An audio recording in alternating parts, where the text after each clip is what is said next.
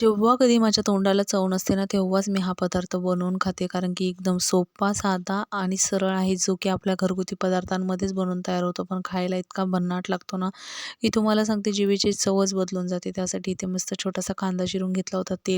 तेलामध्ये मोहरी, कांदा परतून घेतला, शेंगदाणे परतून घेतले आणि थोडंसं लसण आणि मिरचीची पेस्ट बनवली होती, ती पण ॲड करून थोडे मसाले टाकले, ते ॲड केले. छान परतल्यानंतर त्यामध्ये मस्त 2 तांबे पाणी टाकलेलं आहे. आणि त्यानंतर त्यामध्ये चवीनुसार मीठ, कोथिंबीर टाकून छान उकळी येऊ दिली पाण्याला आणि उकळी आल्यानंतर पाण्याला त्यामध्ये ज्या मी पोळ्या बनवून ठेवल्या होत्या त्याचे छोटे-छोटे पीस केले आणि त्यामध्ये ते ॲड करून दिले.